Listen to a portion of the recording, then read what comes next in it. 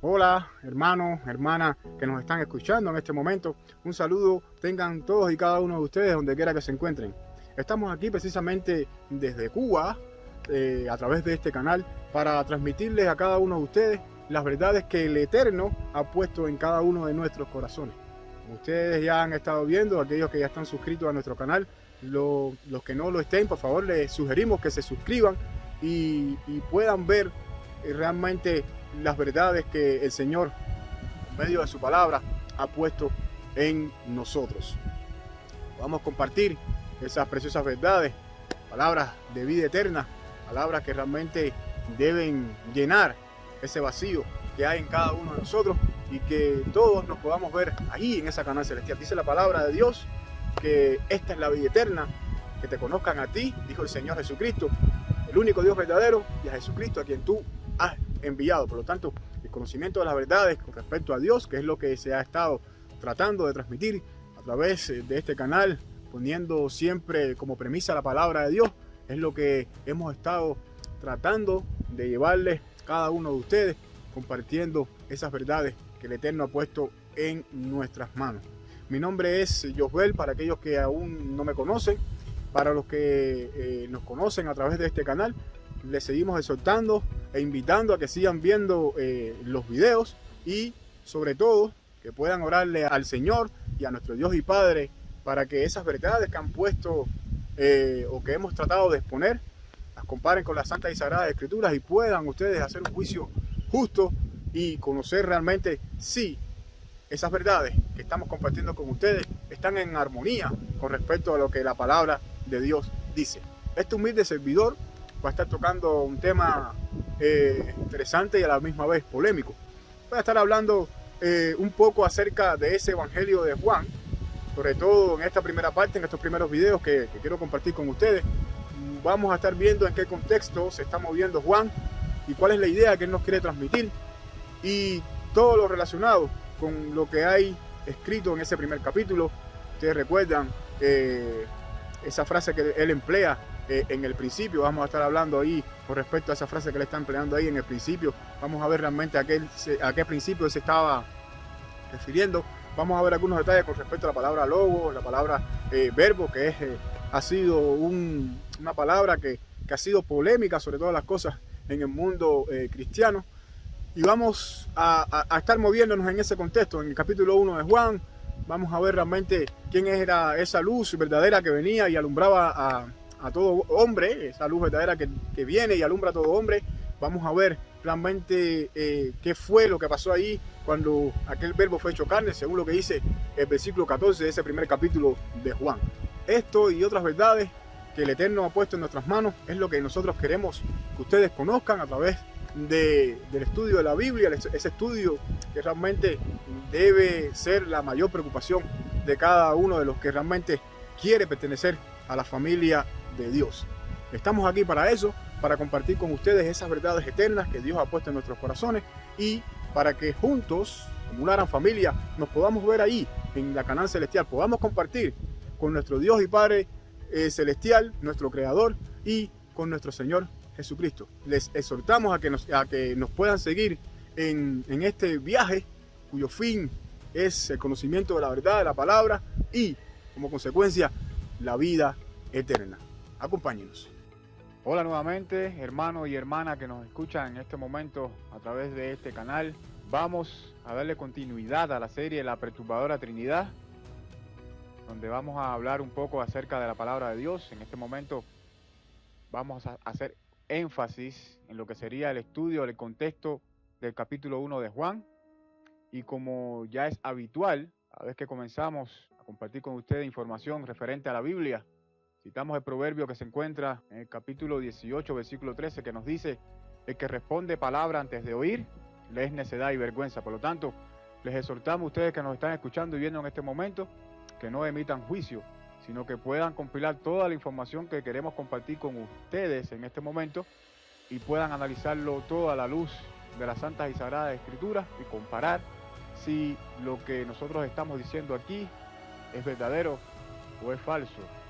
Como bien ya hemos hablado, vamos a hacer un análisis respecto al capítulo 1 de Juan, Vamos a ver en qué contexto el evangelista Juan nos quiere ubicar en este capítulo 1.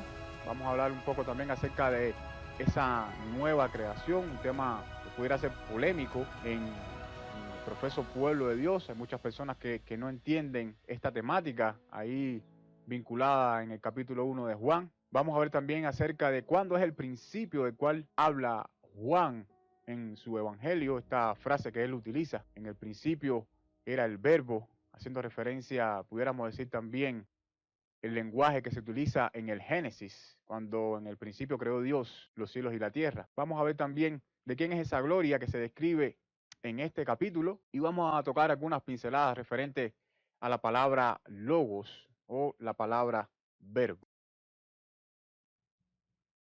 Y para nosotros hacer un análisis detallado con respecto al contexto en el cual Juan nos quiere ubicar, precisamente vamos a leer esta cita del primer capítulo de Juan, que se encuentra en el versículo 14, que dice así: y aquel verbo fue hecho carne y habitó entre nosotros y vimos su gloria, gloria como del unigénito del Padre, lleno de gracia y de verdad.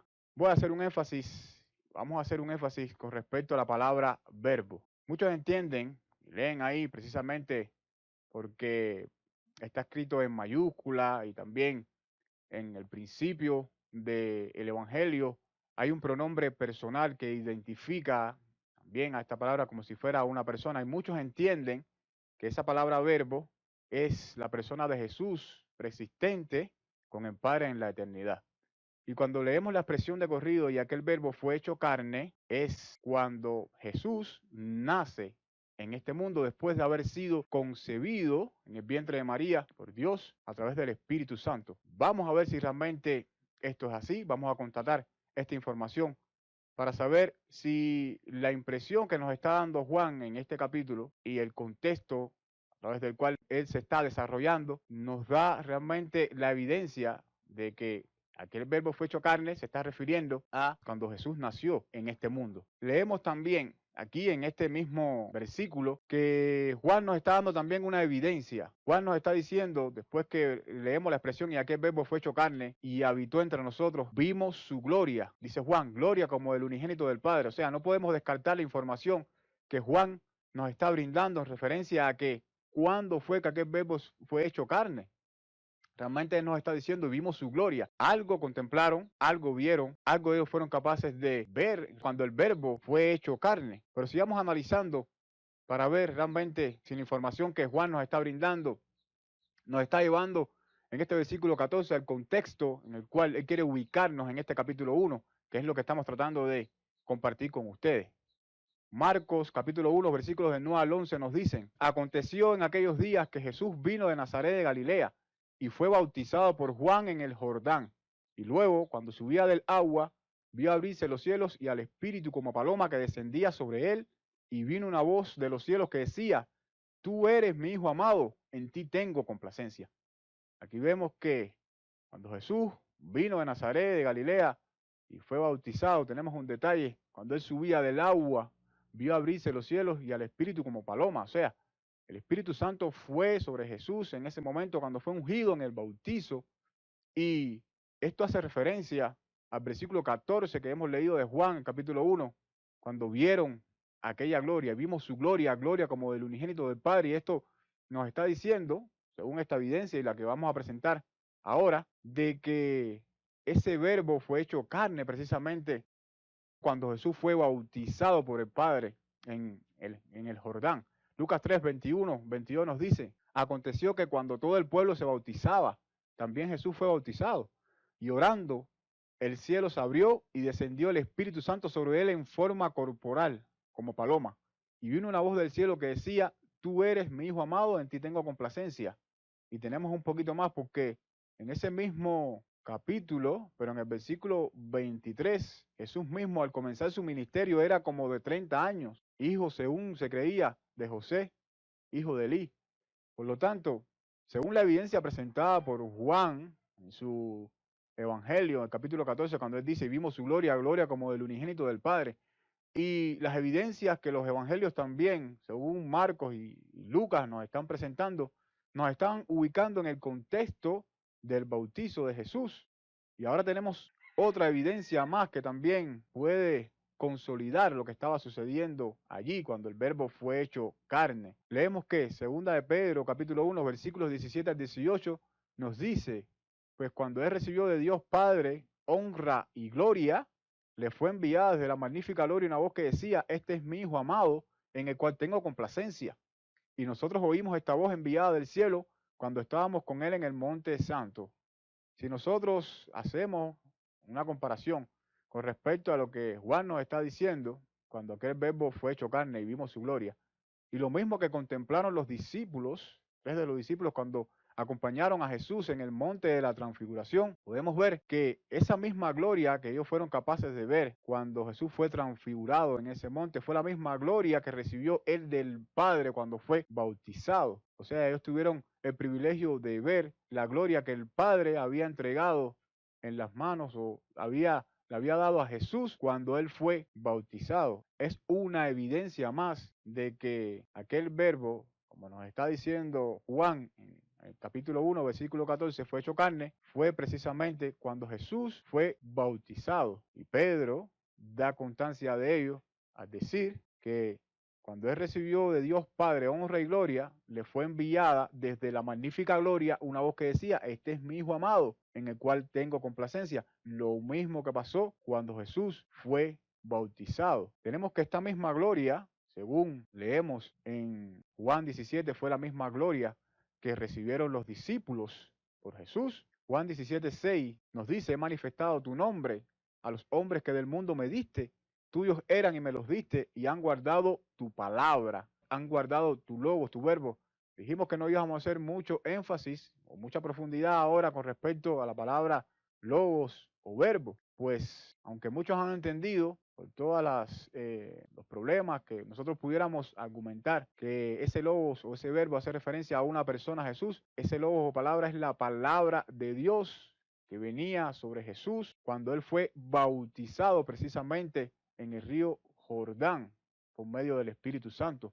Y eso nosotros lo podemos constatar también en Juan 3:34, que nos dice que es enviado de Dios, las palabras de Dios habla, porque Dios no da su espíritu por medida. Por lo tanto, cuando Jesús he manifestado tu nombre a los hombres que del mundo me diste, tuyos eran y me los diste, y han guardado tu palabra, ellos han guardado la misma palabra que fue sobre Jesús cuando fue ungido por el Espíritu Santo, porque las palabras, en este caso en el versículo 8, que me diste, les he dado, y ellos las recibieron, y han conocido verdaderamente que salí de ti, y han creído que tú me enviaste.